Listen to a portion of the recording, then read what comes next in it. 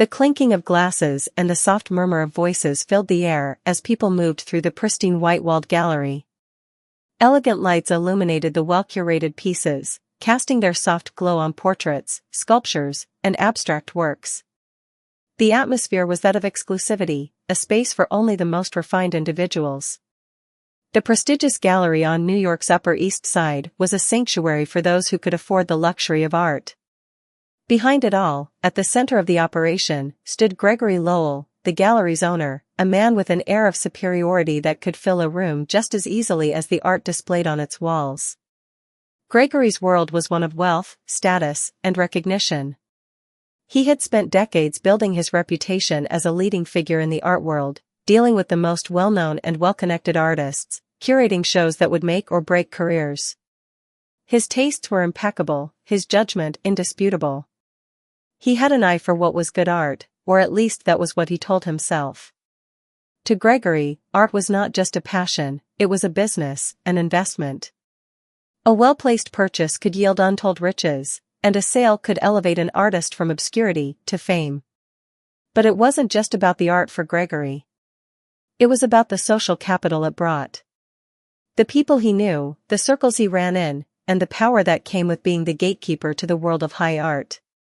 A man in his mid-50s, Gregory was sharp-featured and impeccably dressed, with salt and pepper hair that he meticulously styled into place every morning. His dark eyes, always calculating, scanned the crowd with practiced disinterest. He had seen it all, the amateur artists looking for a break, the wannabe collectors eager to spend their family fortunes on something they thought was worth it, the critics who would either elevate or demolish an artist's career with a single word. It was a game, and Gregory was the undisputed master. He had built his empire by knowing who to trust, who to ignore, and who to play for what they were worth. As the opening night for his latest exhibition continued, Gregory walked through the gallery, stopping to greet the various socialites, art critics, and collectors who had come to admire the newest selection of works. The pieces ranged from classical portraits to minimalist sculptures. Each was carefully chosen, not only for its artistic value, but for its ability to attract the right people. People who had the power to make or break an artist's career. Gregory had mastered the art of networking, his Rolodex filled with the names of industry insiders, auction houses, and collectors who could turn a painting into a fortune. Yet, Gregory's tastes were far from inclusive. He believed in a certain standard of art, one that reflected the cultural elite's ideals. The idea of embracing unconventional or non-Western styles never crossed his mind. To him, art was something to be bought, sold, and appraised, not something to be understood on a deeper, more personal level. The idea of diversity in art, of representation beyond the white European canon, was a foreign concept. He was not racist, he would argue. He simply preferred the classics, the works of the old masters who had stood the test of time. The market, he believed, didn't lie. The market demanded certain standards, and Gregory had every intention of delivering what the market wanted. It was during the height of this particular exhibition that Gregory first encountered Elijah Jackson. Elijah, a young black artist, had recently come onto the scene. His work was a blend of vibrant colors, abstract forms, and surreal depictions of the black experience in modern society. His pieces were bold, unorthodox, and deeply personal. However, they had not yet garnered the type of critical acclaim or financial value that Gregory valued. To most, Elijah's work was unfamiliar, difficult to understand, and perhaps even jarring. But to Gregory, it was simply too unconventional, too outside the norms of what he believed art should be. Elijah had been invited to showcase a few of his works at the gallery's latest exhibition. His pieces stood in stark contrast to the more traditional paintings and sculptures that filled the rest of the space. Bright reds, deep blues, and chaotic patterns clashed with the calmness of the classical portraits and sculptures surrounding them. They were disruptive, and that was exactly why they intrigued some of the guests. But Gregory wasn't interested in that. He looked at the pieces with a certain dismissive air. They didn't fit the mold of what he saw as real art. They were too loud, too confrontational. They didn't speak to the elite tastes that Gregory had so carefully cultivated over the years. As he walked past Elijah's display, Gregory made a mental note to avoid discussing the work with any of the gallery's more high-profile clients. The pieces were not the sort that would resonate with the upper crust of New York's art scene. They were, in Gregory's mind, more fitting for a college art show or a community center than a gallery like his. He turned to one of his assistants, a young woman named Rachel, and spoke in a low voice, just loud enough for her to hear. "Do we really have to display this?" he muttered, gesturing toward Elijah's work. "It doesn't fit the aesthetic of the exhibition." Rachel hesitated, looking at Elijah's pieces, which were drawing the attention of a few visitors. "It's different, but it's getting some interest," she said, glancing nervously at Gregory. "Maybe we could hold off on judging it until we see the response from the guests." Gregory, however, was not one for patience. He had seen the trend. Artists like Elijah, with their experimental work, were all the rage with the younger crowd, but they didn't have staying power. Art, to Gregory, was about timeless beauty, not trendiness. "Different doesn't mean good," he said with a slight sneer. "It just means loud. These people don't understand the value of subtlety, of refinement." Rachel remained silent, not wanting to contradict her boss, but she knew that Gregory's dismissive attitude toward artists of color was not uncommon. She had seen him treat many emerging artists, particularly those who were black or from underrepresented backgrounds, with a similar condescension. They were often overlooked or even ridiculed in favor of artists whose work fit neatly into the established canon. As the evening went on, Gregory found himself drifting further from the crowd near Elijah's display. He mingled with a few influential figures, chatting about upcoming auctions and the latest trends in the art market. Yet, his mind kept returning to those bold, colorful canvases. He couldn't understand them. They didn't make sense to him. And he wasn't interested in wasting his time trying to decipher their meaning. People like Jackson, they're all the same, Gregory thought to himself. They think they can change the world with a few splashes of paint. But without the right connections, the right background, their work will never matter. As the evening wound down, Elijah approached Gregory, a quiet and competent young man with a calm demeanor. His eyes, full of ambition, met Gregory's with the slightest trace of a smile. "Mr. Lowell, thank you for allowing me to showcase my work tonight," Elijah said politely. Gregory barely glanced up, still preoccupied with the crowd. "Of course," he replied absent-mindedly. "Let's see if anyone actually buys anything. It's a good way to test whether the market is ready for you." Elijah didn't flinch at Gregory's dismissive tone. Instead, he offered a nod and turned to leave, knowing that the gallery owner's opinion, while influential, didn't define his worth as an artist. As he stepped out into the cool night air, he felt a sense of determination welling up inside him. He knew that his art, though unappreciated by some, was destined for greatness. It just needed the right audience, the right time.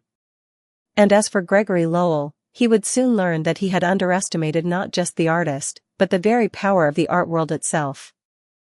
Elijah Jackson grew up in the heart of Southside Chicago, a neighborhood where art wasn't something one could simply buy or sell. Art, for Elijah, was born from survival.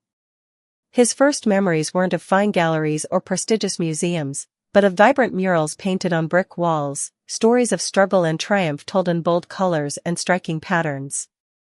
His mother, a schoolteacher, would often take him to local art festivals where young artists, mostly from working-class backgrounds, showcased their work. It was there that Elijah's passion for art began to bloom, not from a desire for fame or fortune, but from a need to express the stories that lived deep within him. Unlike the traditional education of most artists, Elijah's journey into the world of fine art wasn't paved with accolades from art schools or connections with influential mentors. He didn't grow up in a world where tutors and galleries nurtured his craft. Instead, he honed his skills through the streets and community centers of his neighborhood.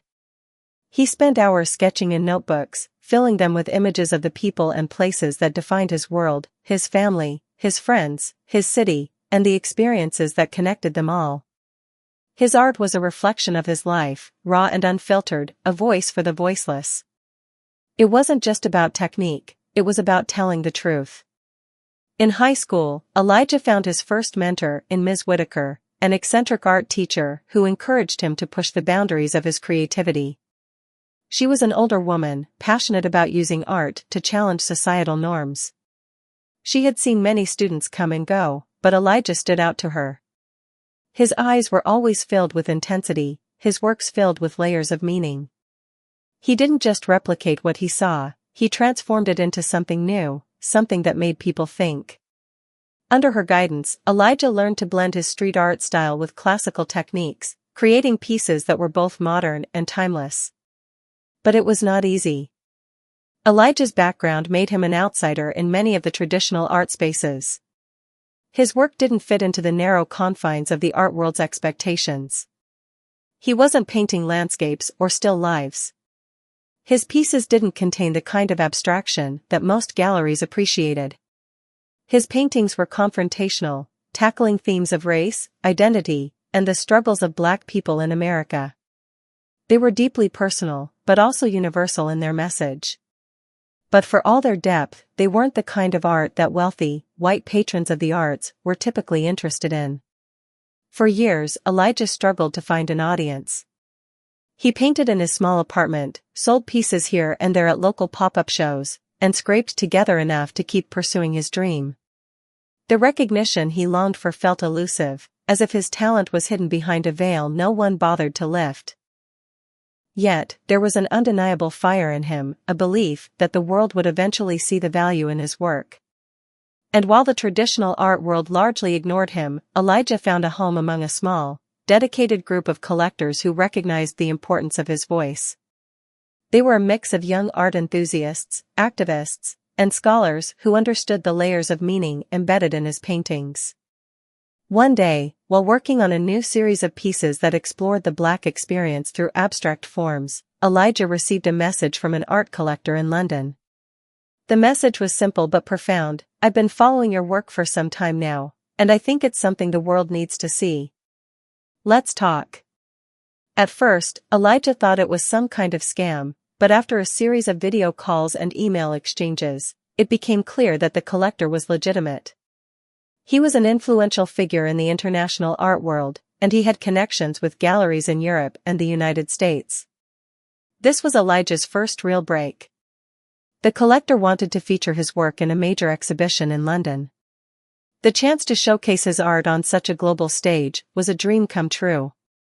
It meant that his voice would finally be heard beyond the confines of local galleries and underground shows. But it also came with a new set of challenges. As he prepared for the exhibition, Elijah realized just how much the art world had changed since he first started. It was a world that still favored certain styles, certain backgrounds, and certain types of people. The exhibition in London was a turning point. Elijah's work sold for prices that he had never imagined possible. The pieces that had once been relegated to the back corners of small galleries were now commanding attention from international collectors, some of whom were willing to pay millions for a single painting.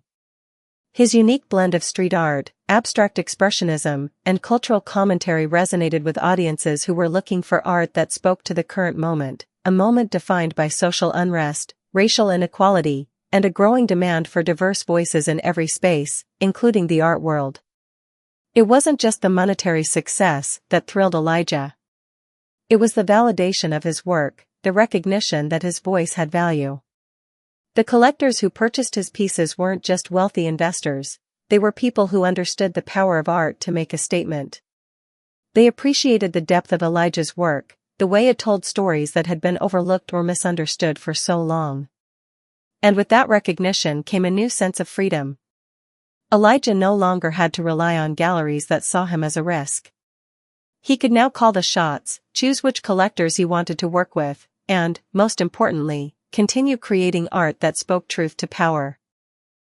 As his reputation grew, so did his influence. Elijah began to use his newfound platform to advocate for change in the art world.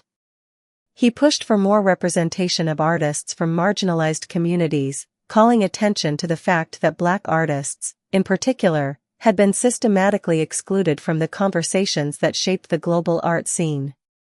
His work was not just about self-expression anymore, It was about challenging the very structure that had kept him and so many others out for so long. His rise to prominence didn't go unnoticed. While many celebrated his success, others criticized it. Some questioned whether his work had truly earned its place in the mainstream art world or if it was simply a trend.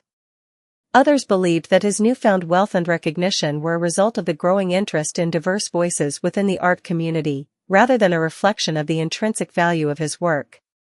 But to Elijah, it didn't matter. He knew the truth: his art had always been valuable. It had always spoken to something deeper than what the critics saw on the surface. And now, the world was finally starting to listen. It was during this time, when Elijah's name was beginning to appear in art magazines and auction catalogs, that he received an invitation to showcase his work at a prestigious gallery in New York. The gallery was one of the most respected in the world, a place where only the most revered artists were invited to show their work. But as the invitation came through, Elijah couldn't help but feel a sense of foreboding. He knew that New York's art scene was different from London's. It was more established, more entrenched in the old ways of doing things. And it was here that he would cross paths with Gregory Lowell, the gallery owner who would soon learn just how wrong he was about Elijah Jackson's art. The night of the opening exhibition at Gregory Lowell's renowned New York gallery arrived with a buzz of excitement that echoed through the elite art circles. The guest list was a who's who of the art world: influential collectors, prominent critics, seasoned curators, and artists who had spent years building their reputations. As the doors to the gallery swung open, the sparkling lights and polished floors greeted the guests like a stage set for the latest act in the cultural elite's ongoing performance. It was a night of high expectations, where art met commerce, and reputations would be made or broken. Elijah arrived, dressed sharply in a tailored suit that hinted at his newfound wealth. He didn't feel entirely comfortable in the space. There was something too foreign about it. He was used to art shows in humble settings, where the audience was mostly made up of people who actually cared about the message behind the work. Tonight, however, he was stepping into the lion's den, surrounded by people who often cared more about what a painting could fetch at auction than what it could say about society. His work, displayed with bold, vibrant colors on the white walls of the gallery, stood in stark contrast to the other pieces. While much of the other art leaned toward classical or minimalist forms, Elijah's paintings were chaotic and loud, filled with sharp angles, distorted figures, and powerful imagery that reflected Black struggles, identity, and the pain and beauty of survival. His art was visceral, challenging, and deeply rooted in his experiences and heritage. As Elijah walked through the gallery, he saw the guests observing his work from a distance. Some whispered to each other, clearly uncertain about what they were seeing. He overheard one woman remark, "It's so unusual. Almost violent, don't you think?" Her tone was dismissive, as though she expected art to fit into a certain mold. But it was Gregory Lowell who would have the loudest voice in shaping how his art was perceived tonight. The gallery owner, ever the gatekeeper of taste, was making his rounds, checking in on his usual group of art buyers and making sure the show was living up to his carefully constructed reputation. He moved through the crowd with his usual confident stride, nodding to this person, smiling to that one, all while assessing the work on display with a sharp, discerning eye. When he stopped in front of Elijah's paintings, his demeanor shifted. His lips curled ever so slightly into a thin, disapproving line as he studied the work before him. "These pieces," Gregory said, loud enough for Elijah to overhear, "they're interesting. But they're more like something you'd see on a street corner than in a serious gallery. The brushstrokes are all over the place. The colors, too much chaos, not enough control." Elijah, standing a few feet away, knew the comment was directed at him. The gallery owner had not yet realized who he was, but Elijah recognized Gregory's disdain immediately. It wasn't just about the art, it was about what the art represented. It wasn't polished or refined enough for the kind of art world Gregory cherished. It was too raw, too unpolished, too real. Gregory's words, though, were nothing new to Elijah. He had heard it all before: the critique of his style, the dismissal of his message, the insistence that only certain types of art, those with Eurocentric roots, with whitewashed tones, were worthy of being called true art. Elijah had faced this kind of criticism since he first began sharing his work with the world. What stung more was the way Gregory had already decided his art wasn't worthy. It wasn't the first time Elijah had encountered this kind of prejudice, but in this moment, it felt particularly ironic. Gregory, the man who prided himself on having an eye for great art, couldn't see the depth and significance in Elijah's work. To him, it was just noise. You see, this sort of art, it's not for a place like this, Gregory continued, turning to his assistant, Rachel, who was standing nearby. This is the type of thing you find in those bohemian districts. I mean, it's a bit too avant-garde, too disruptive for the kind of clientele we attract. People want something they can hang in their penthouses without feeling like they're going to start a social movement. Rachel didn't know how to respond. She had witnessed Gregory's behavior before, his tendency to dismiss anything outside of his narrow definition of art. Yet, she also couldn't ignore the quiet hum of admiration Elijah's work was receiving. A few of the guests were beginning to linger around his pieces, discussing them more intently. The contrast between Gregory's mockery and the guests' interest in Elijah's art was palpable. Maybe we can sell a few of them to the younger crowd, Gregory added, with a smirk, as he walked away. But I wouldn't bet on them becoming the next Van Gogh. Elijah felt a wave of disappointment wash over him. He had expected this kind of treatment. In some ways, it was almost predictable. Gregory had made up his mind about him before even understanding the story behind his art.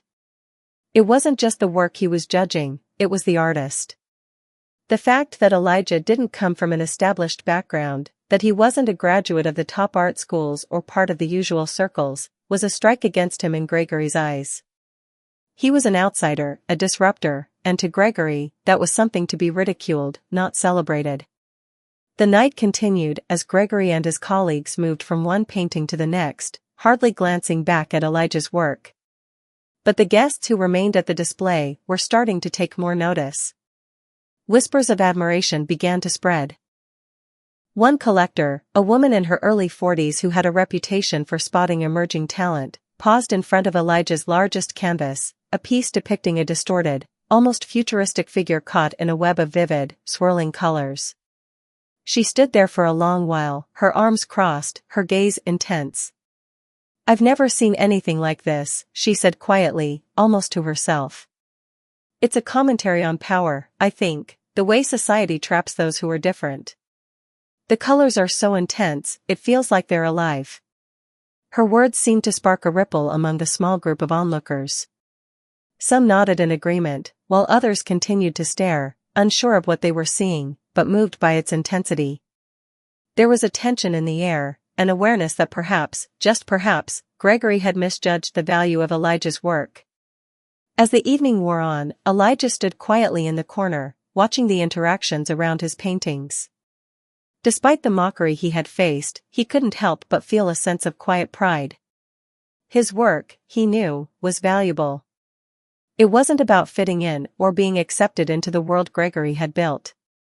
It was about breaking barriers, making people uncomfortable, and challenging them to see the world in a new light. By the end of the night, as the guests filtered out of the gallery, the few pieces of Elijah's art that had been displayed had caught the attention of several buyers. One collector, a young man with a sharp eye for contemporary art, had already expressed interest in purchasing a piece. Elijah's heart raced at the thought. He had come here tonight to prove that his art mattered, not just to himself, but to the world. And in a quiet way, he had already won. He didn't need the approval of someone like Gregory Lowell. The art world was changing, and so was his place within it. As for Gregory, the night had gone exactly as he had planned. He had hosted an exhibition of works that fit the mold, works that would attract the right kind of buyers. But the evening's final irony was something Gregory would never see coming. The art he had dismissed so easily would, in time, prove to be the catalyst for his own downfall. The following morning, Elijah sat in his studio, a modest space filled with paint-splattered canvases and scattered sketches.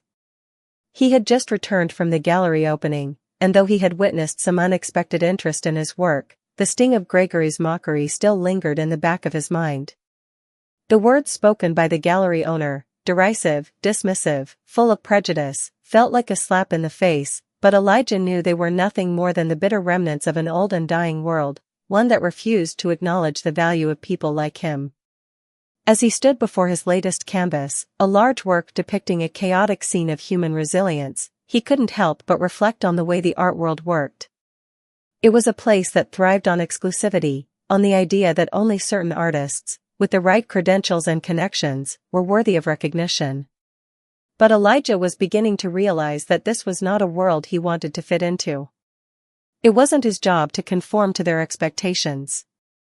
He had spent years creating art that was true to himself, his community, and his experiences. If the establishment didn't understand it, then so be it. But the fire inside him, that burning desire to create, was only growing stronger.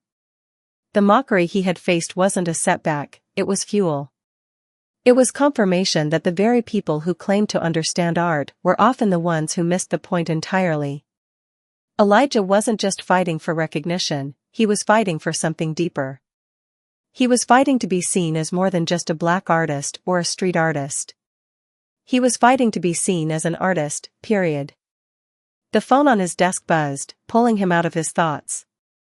It was a message from the London collector, the one who had helped Elijah gain international attention. He had been following the exhibition at Gregory's gallery and wanted to talk. Elijah quickly dialed the number, eager to hear what he had to say. "Hello, Elijah. I hope you're doing well," the collector, Simon Hartwell, greeted him with a warm voice. "I've been in touch with several prominent collectors about your work. They are incredibly impressed with what they've seen. You've definitely made a strong impression." Elijah's heart lifted at the words. It wasn't just the money that mattered to him, it was the recognition that his work had moved people, that it had been valued by those who understood its meaning. "I'm glad to hear that," Elijah replied, a small smile tugging at his lips. "But I've also been thinking about the reception I got last night at the gallery. Some people just didn't get it. Some still don't seem to understand what I'm trying to say with my art." Simon was silent for a moment, and then he responded, his voice steady. "Elijah, let me tell you something. Art is rarely understood by the masses at first. There will always be people who reject what they don't understand. But the people who matter, the collectors, the critics, the ones who truly appreciate art, they will recognize your talent. You're creating something that speaks to the soul, not just the eye. That's what makes you unique." Simon's words gave Elijah a sense of clarity. He had known deep down that he wasn't just making art for the approval of the art world's elite, but for the impact it could have on society. He was creating works that could challenge the status quo, pieces that could ignite conversations about race, identity, and social justice. This was bigger than any single gallery opening. It was a movement. "We want to continue supporting you," Simon said, breaking Elijah's reverie. "There's a major exhibition coming up in Berlin. It's going to feature some of the most important contemporary artists in the world, and we want you to be a part of it.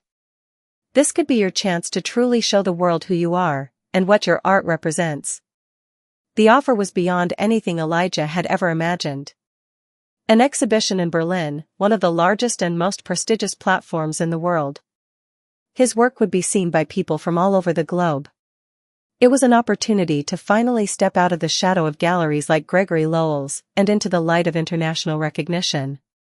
"That's amazing," Elijah responded, his mind racing. "I'd be honored to participate." "Good," Simon said. "We'll have everything arranged. But before we move forward, there's something I want you to consider. You've created something powerful, Elijah. And now it's time for the world to see it. This is your moment. Don't let anyone define you or your art by their standards. You define yourself. You are more than just the artist from the streets or the black artist. You're Elijah Jackson, and your art is invaluable." Elijah's chest swelled with pride as Simon's words sunk in. He had spent so much time fighting for validation, trying to prove his worth to others.